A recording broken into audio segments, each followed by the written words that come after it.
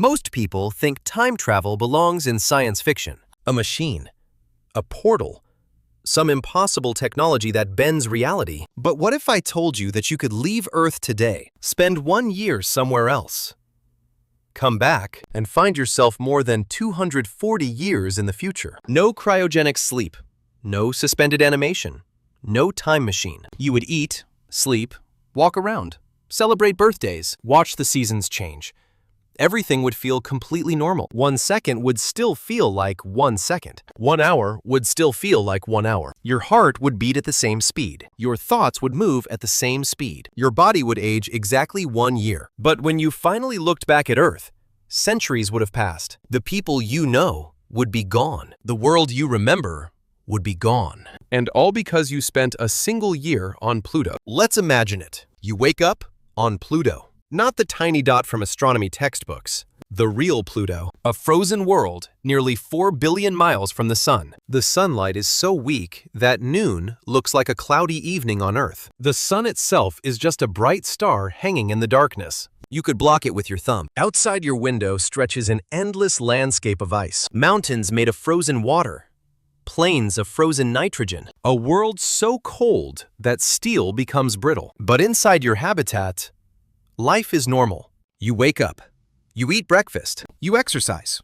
You read. You sleep. The same routines you followed your entire life. Nothing feels unusual. And that's what makes this so disturbing. Because while your life feels completely ordinary, Earth is racing forward. Imagine you have a telescope powerful enough to watch it happen. At first, the changes seem small. New buildings appear. Construction projects finish. Cities expand.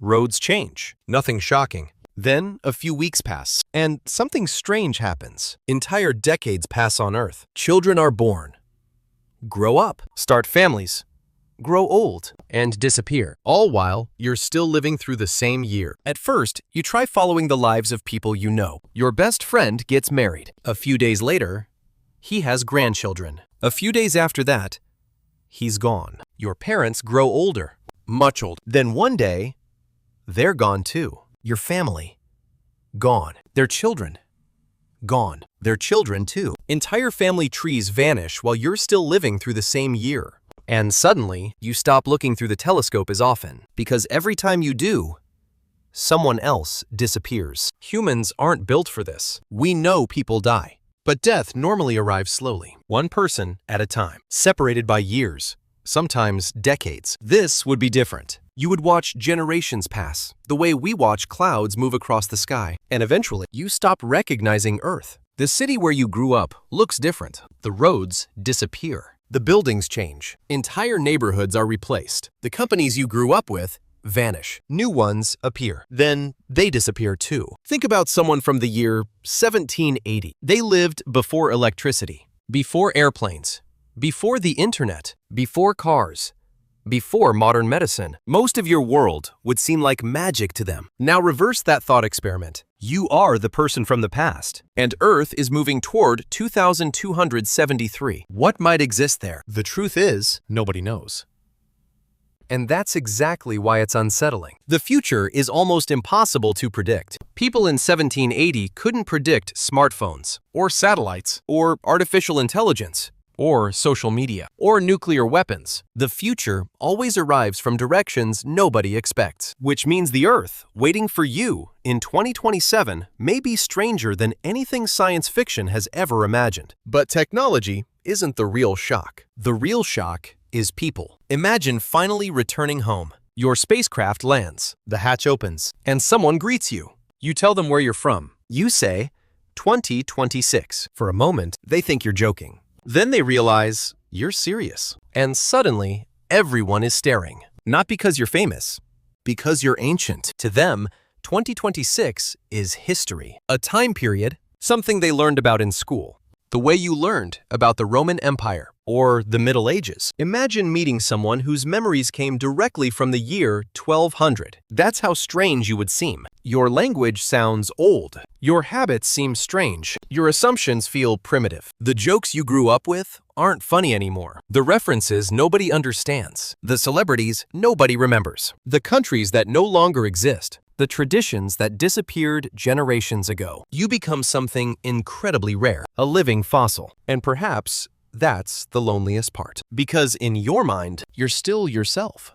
You only lived one extra year, but everyone around you belongs to another age. Then comes the realization that hurts the most. Everything you thought was permanent was temporary. Every restaurant, every website, every company, every government, every trend, every famous person, every argument people insisted would matter forever. Gone. Replaced. Then replaced again and again.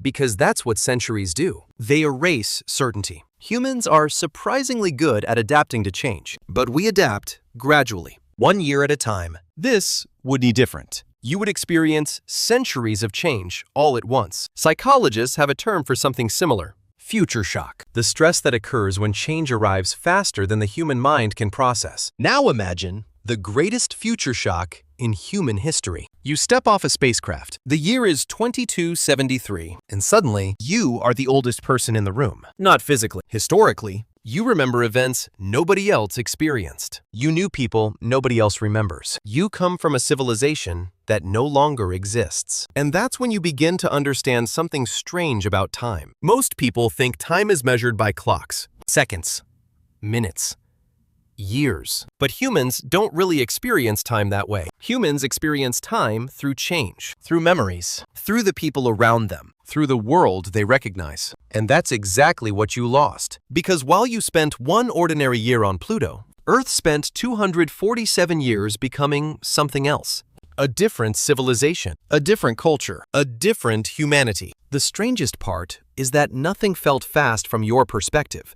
You still woke up every morning, still ate breakfast, still celebrated birthdays, still watched the calendar move 1 day at a time. Everything felt normal, while an entire civilization accelerated beyond your reach. And perhaps that's the real lesson hidden inside this thought experiment. The future isn't something waiting for us. It's already happening right now. Every second, every minute, every year. Civilizations change, cultures change, people change. And eventually, everything becomes history, including us. And somewhere beyond the orbit of Neptune, while you watched a distant blue dot transform through centuries, you would discover something that every human eventually learns. The future arrives, whether you're ready for it or not, and no one has ever found a way to stop it.